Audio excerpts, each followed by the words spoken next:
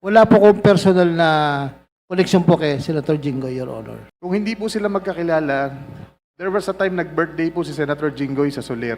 Umattend po siya. Kung hindi po sila magkakilala, Your Honor. Sinasabi mo na hindi ka nagbibigay kay Senator Joel Villanueva? May sinabi ka bang gano'n kanina? Opo, wala po akong dinideliver. Yun po kasi ang pagkakasabi ni Kaya nga, Prince. wala kang dinideliver Yes kay po. Senator Jinggoy. Wala po, Your Honor. So, tinatanggi mo yun sa dalawa. Yes po, Your Honor. So, tama yung pagkakarinig ko kanina na sinabi mo? Yes po, Your Honor. Yun lang. Pero ano connection nyo ni Senator Jinggoy Estrada? Wala po, Your Honor. Hindi ko po siya kaibigan o hindi po ako nakakalapit sa kanya, hindi po ako nakakapunta po sa kanya. Wala Your po Honor. kayong pagkakaibigan sa mga Estrada? Wala po, Your Honor. Maliban po, ako yung naging empleyado lang po sa City Hall, pero Yun na nga. trabaho lang po, Your Honor. Trabaho lang po. Sino mga kasama doon?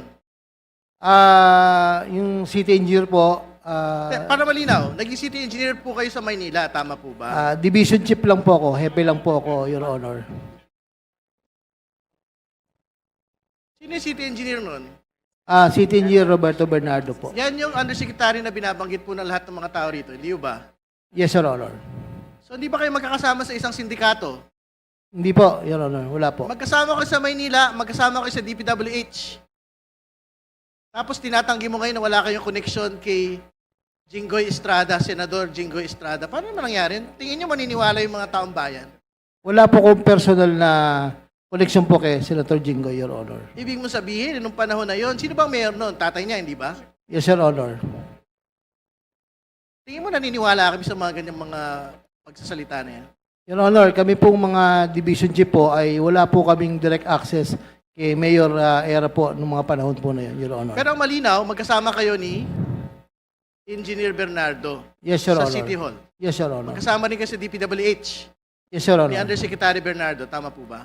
Opo. Maraming salamat. Okay. Yes, Engineer Bryce, please. Before going back to Mr. Diskaya. Thank you, Your Honor. To add up lang po, kung hindi po sila magkakilala, there was a time nag-birthday po si Senator Jinggoy sa Soler. Umattend po siya. Kung hindi po sila magkakilala, Your Honor. Oh, Just additional info lang. Engineer Alcantara, hindi pala kayo magkakilala. Bakit ka naman nagpunta sa Soler? Parang mahirap maimbitahan sa Soler, di ba? Mr. Chair, I'd like to remind our guest, especially Engineer Alcantara, to answer as honestly as possible all the questions because you're under oath and you don't want to tempt these members to cite you in contempt. Just a reminder. No, it's okay, it's okay. Thank you for the reminder. DE Alcantara, please. Your Honor, napunta lang po ako ng birthday. Sinasama lang po ako ng ibang mga hepe po doon po sa City Hall po, Your Honor. Maraming salamat po.